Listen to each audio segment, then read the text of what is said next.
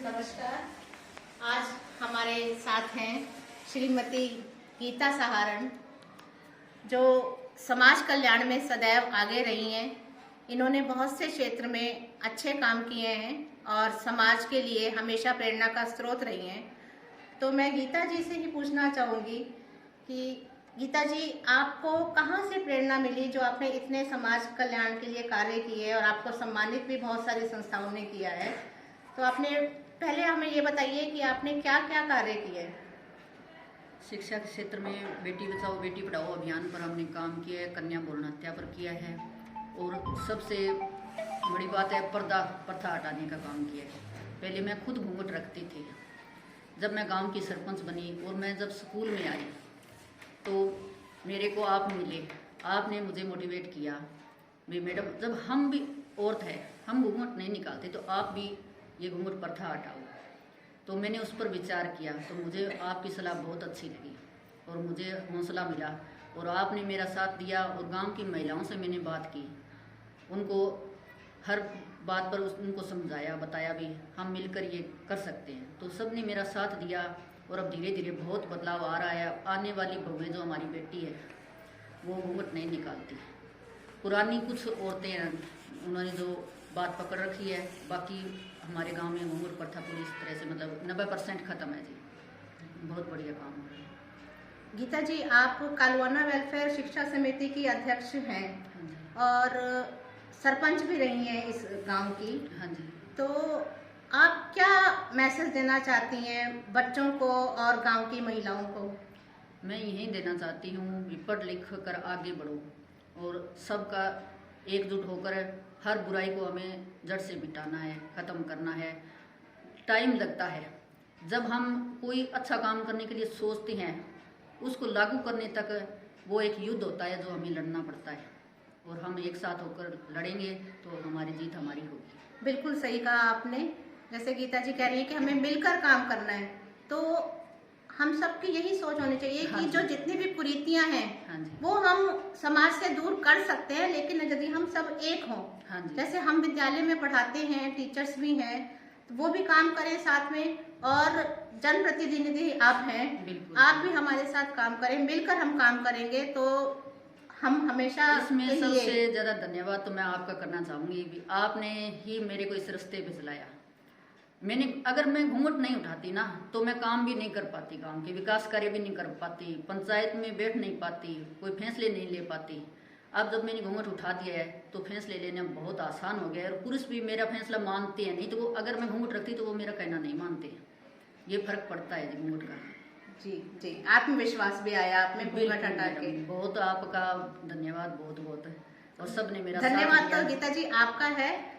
हमने तो सिर्फ एक आपको दिशा ही दिखाई थी, लेकिन इतना बड़ा जो आपने कदम उठाया वो बहुत ही हिम्मत का काम है और वो आपने करके दिखाया है। तो बहुत ही अच्छा आपने काम किया, लेकिन हमारी एकता से ही हुआ है। बिल्कुल बिल्कुल। मैं अब मेरे गाँव वासियों को, महिलाओं को ये कहना चाहूँगी भी एकता में सब कुछ है। मैडम ने मेरे को प्रेरणा दी, रास्ता दिखाया और मेरा काम था उस रास्ते पर चलना। तो चले, आगे बढ़े, इन्होंने साथ दिया, सबने साथ दिया, धीरे धीरे वही काफिला बढ़ता गया और हम जीतते गए। और आज हम जब आपने घूंघट उठाने की सोची तो आपको किसी समस्या का सामना करना पड़ा गांव में? हाँ जी बिल्कुल। शुरू में तो क्या दिक्कत आती है मैडम, जेठ ससुर भी ये बोलते हैं भी ये घूंघट नहीं निकालती तो हमें शर्म आती है। अच्छा। धीरे धीरे मतलब वही बात हुई भी, धीरे धीरे ही वो जो संकोच है वो निकला। अब तो गांव वाले, अब तो मेरे जो जेठ ससुर है वो बोलते हैं भी अब हमें ये महसूस ही नहीं होता ये हमारी बहू है। हमें ऐसा लगता है जैसे हम अपनी बेटी के पास ही बैठे हैं। अब तो वो खुद ये बोलते हैं। परिवर्तन आया, सोच में भी परिवर्तन आया। हाँ जी, सोच में परिवर्तन है, बहुत अच्छा। कईयों ने विरोध भी किया होगा। हाँ जी बिल्कुल, लेकिन शुरू में अब किसी का विरोध नहीं है। अब सब खुश है। अब तो कहते हैं बहू लाएंगे तो भाई बिना घूंघट के। हाँ, बहुत ही अच्छा प्रयास। गीता देवी जी, आपको क्या फर्क महसूस होता है उस समय में और आज के टाइम में? क्या फर्क महसूस करती हैं आप? बहुत फर्क है जी। घूंघट में मैं ये मानती हूँ कि घूंघट में आधे काम होते हैं, आधे काम हो जाते हैं। जब घूंघट में रहता है तो ना कोई पहचान होती है खुद की, कोई नहीं पहचानता। आज आज अगर मैं कहीं जाती हूँ तो मेरे को फट से पहचान लेते हैं भी ये कालवाड़ा गांव की सरपंच है। पहले मैं घूंघट निकालती थी तब तक मेरे को कोई नहीं जानता था, कोई पहचानता नहीं था। मतलब तब अगर एक पढ़ी लिखी औरत घूंघट निकालती है तो भी वो गंवार नजर आती है। और आज मैं 8वीं पास हूँ, मैंने घूंघट छोड़ दिया, मैंने गांव का विकास करवाया। जब मैं अधिकारियों से मिलती तो मेरे से खुद डीसी साहब ने ये पूछा था कि आप मैडम कितने पढ़े लिखे हो। मैंने कहा सर मैं 8वीं पास हूँ। बोले नहीं नहीं लगता तो नहीं है आप 8वीं पास हो, क्योंकि उसमें एक कॉन्फिडेंस आ जाता है, देखने में भी लगता है, सोच में भी बदलाव आता है, खुलकर बोल सकते हैं, हर बात को रख सकते हैं। अगर घूंघट निकालेंगे तो खुलकर नहीं बोल सकते, हर बात नहीं रख सकते, संकोच होता है। हाँ जी बिल्कुल। जैसे मैम आपको तो प्रिंसिपल मैम ने मोटिवेशन दिया, तो आपके साथ ही आपको देख कर मोटिवेट हुआ, तो मैं उनसे जानना चाहूँगी कि आपकी लाइफ में क्या चेंजेस है, कैसे मैम ने आपको मोटिवेट किया?